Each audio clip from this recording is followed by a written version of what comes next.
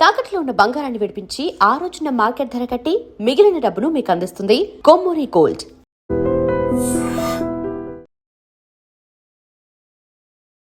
శ్రీమాత్రే నమః. శ్రీ గురుభ్యో నమః.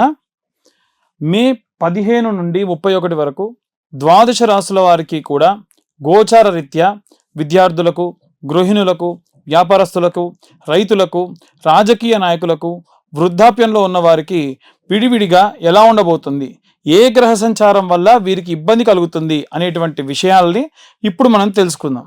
మిథున రాశి వారికి సంబంధించి మే 15 నుండి 31 వరకు ఎలా ఉండబోతుంది అనేటువంటి విషయాన్ని ఇప్పుడు తెలుసుకుందాం. మిథున రాశి వారికి సంబంధించి విద్యార్థులు చదువుపై ఆసక్తి పెరిగే అవకాశం అధికంగా ఉంటుంది. అనుకూల పరిస్థితులు, అలాగే జ్ఞాపక శక్తి కూడా బాగుంటుంది.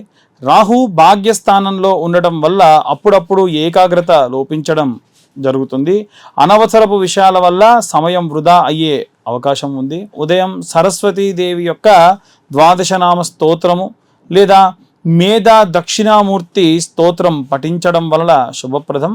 ఉద్యోగస్తులకు దశమ స్థానంలో శని సంచారం వల్ల పని ఒత్తిడి ఎక్కువగా ఉండే అవకాశం ఉంది. అలాగే కష్టపడితేనే ఫలితం దక్కుతుంది అనేటువంటి చందంలో వీరి యొక్క శ్రమకు తగ్గ ప్రతిఫలం దక్కుతుంది. పై అధికారులతో మాట్లాడేటప్పుడు సహనం వహించడం మంచిది. శనివారం రోజున హనుమాన్ చాలీసా లేదా ఆంజనేయ స్వామికి ఆకుపూజ, అష్టోత్తరం చేయించడం వల్ల ఆటంకాలు తొలగుతాయి. అలాగే వివాహిక జీవితం అంటే వివాహమైనటువంటి భార్యాభర్తలకు సంబంధించిన విషయానికి వస్తే గురువు లగ్నంపై దృష్టి సారించడం వలన సప్తమ స్థానంపై ఇతర గ్రహాల యొక్క ప్రభావం అనేటువంటిది ఉంది. అలాగే వీరు చిన్న చిన్న వాటి నుండి సమర్థవంతంగా బయటకు వస్తారు. ఇబ్బందుల నుండి పట్టింపులకు పోకుండా ఒకరి అభిప్రాయాలను ఒకరు గౌరవించుకోవడం మంచిది. వీరు శుక్రవారం రోజున లక్ష్మీ అష్టోత్తరం చదువుకోవడం లేదా ఇష్టదైవానికి నేతి దీపారాధన చేయడం వల్ల సఖ్యత ఏర్పడుతుంది. వివాహం కోసం ఎదురు చూసేటువంటి వారికి సంబంధించి ప్రయత్నాలు కొలికి వస్తాయి. గురుబలం తోడవుతుంది. అలాగే సంబంధాలన్నీ కూడా నిశ్చయమయ్యే అవకాశం ఉంది. అయితే దూరపు బంధువుల ద్వారా మంచి సంబంధం వచ్చే సూచన ఉంది. వారిని నిరాకరించడం మాత్రం అంత మంచిది కాదు.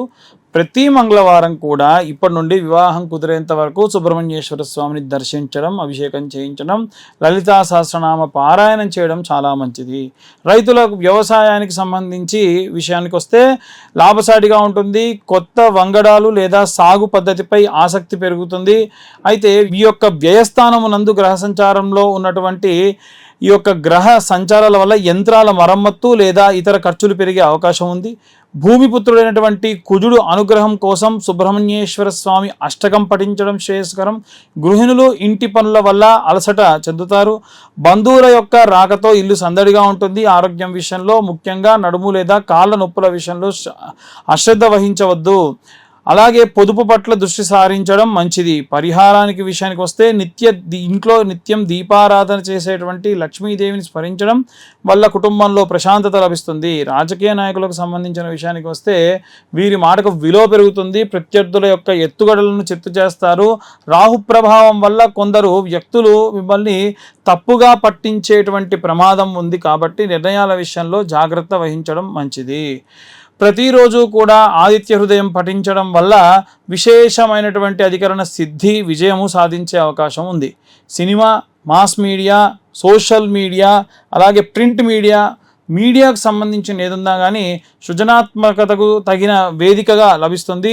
శుక్రుడు అనుకూలత వల్ల కొత్త అవకాశాలు తలుపు తడతాయి. ఆర్థిక పరిస్థితులు పెరుగుతుంది. కీర్తి ప్రతిష్టలు పెరుగుతాయి. శుక్రవారం రోజున మహాలక్ష్మీదేవికి కుంకుమార్చన చేయించడం కానీ అన్నపూర్ణాదేవి స్తోత్రం పఠించడం వలన చాలా మంచిది. వృద్ధులు ఆధ్యాత్మిక చింతన పెరుగుతుంది. ఏజ్ ఎక్కున్నటువంటి వాళ్ళు సంతానం అభివృద్ధి చూసి సంతోషంగా పాత అనారోగ్య సమస్యల నుండి కొంత ఉపశమనం అవుతారు.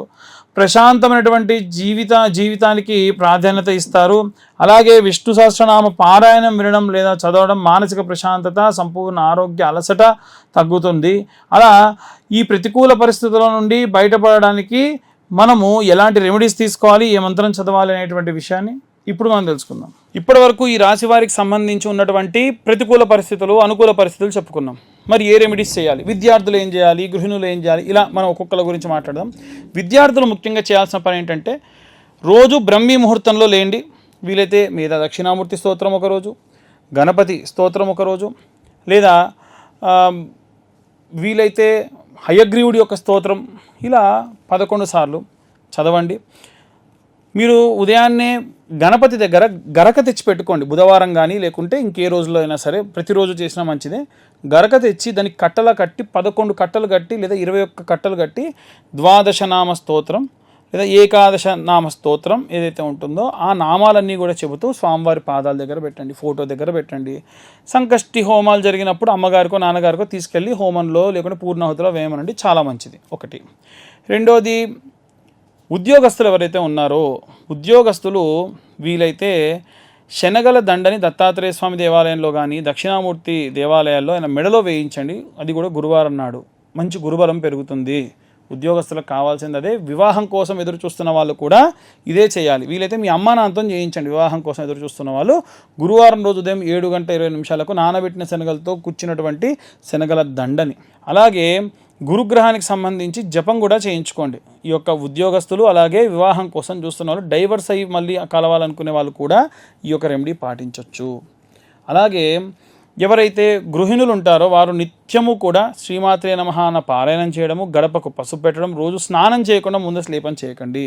మీరు స్నానం చేసిన తర్వాతకే ఊడవడం కూడా చేయాలి. స్నానం చేయకుండా చీపురు పడితే కూడా జ్యేష్ఠాదేవికి నచ్చదు. ఏదో రకమైన నష్టము, లాస్ అనేది జరుగుతుంది. సింపుల్ పని కదా. లేవగానే కాలకృత్యాలు తీర్చుకొని స్నానం చేసిన తర్వాతకే ఇల్లు ఊడవండి, లేకుంటే అస్సలు మంచిది కాదు. మళ్ళీ చాలాసార్లు చెప్పాను, ఇప్పుడు చెప్తున్నాం. గడప పూజించుకోండి, గడపకు పసుపు పెట్టుకోండి, దేవుడి దగ్గర దీపారాధన చేయండి. భార్యాభర్తల మధ్యలో గొడవ ఉంటే భర్తతోని ఎంత గొడవ ఉన్నా సరే తీసుకొచ్చి సాయంత్రం సమయంలో దీపారాధన చేయండి. ఆవు నెయ్యితో కానీ, విప్ప నూనెతో కానీ, సంపెంగ నూనెతో కానీ ఎర్రటి ఒత్తులుగా చేసి కుంకుమతో చేసినటువంటి ఎర్రటి ఒత్తులతో దీపారాధన చేస్తే మంచిది.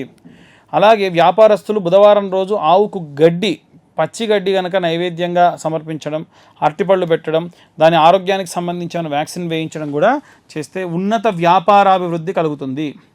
ఇవే కాకుండా ఇక ఎవరైనా సరే వివాహం కోసం చూస్తున్నటువంటి వాళ్ళు ఉంటే గనక కన్యాపాష్పతం, వరపాష్పతం లాంటి హోమాలు చేయడం జరుగుతుంది.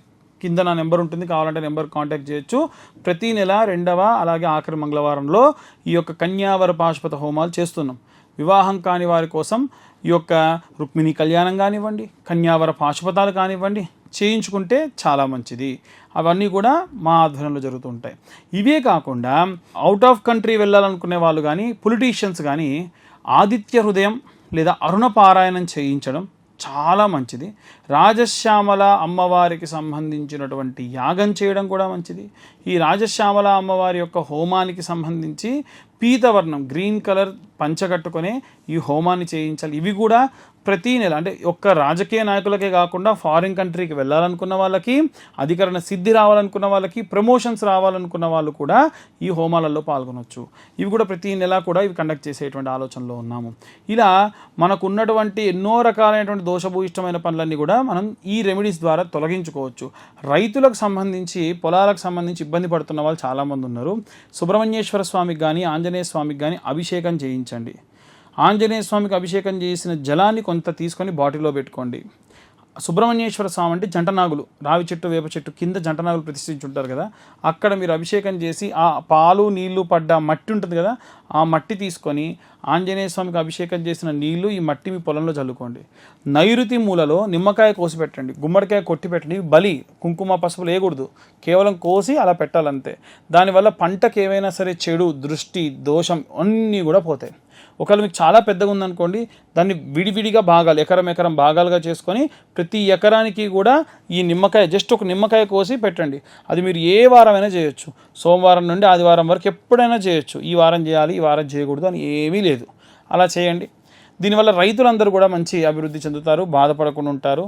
అకాలంగా ఏమన్నా జరిగేటువంటి పనులని మీకు ముందే తెలుస్తూ ఉంటాయి. వృద్ధులు ఎవరైతే ఉంటారో వారందరికీ నేను పదే చెప్పాను, విష్ణు సహస్రనామ పారాయణం కానీ, అలాగే వెంకటేశ్వర స్వామి యొక్క గోవింద నామాలు కానీ చదవడం మంచిది. భార్య భర్త ఇద్దరు కూడా కూర్చొని రోజు సాయంత్రం పూట ఏదో ఒక స్తోత్రం కలిసి చదవడం వల్ల విశేషమైనటువంటి లక్ష్మీ కటాక్షం కలుగుతుంది. డబ్బు కోసం ఇబ్బంది పడుతున్న వాళ్ళకు కూడా ఇబ్బందులన్నీ కూడా పోతాయి. ఇక ఇవన్నీ కూడా గోచార రీత్యా చెప్పేటువంటి విషయాలు మాత్రమే. ఇన్ డీటెయిల్గా జాతకం కావాలనుకున్న వాళ్ళు మీ పేరు, మీ date of birth, time, place, కింద ఉన్న నెంబర్కి వాట్సాప్ చేస్తే డీటెయిల్డ్గా 60-70 పేజీల్లో జాతకం మీకు చాలా విపులంగా ఇవ్వడం, తర్వాత డీటెయిల్గా దాని గురించి మాట్లాడడం కూడా జరుగుతుంది. సర్వే జనా సుఖినో భవంతు. స్వస్తి.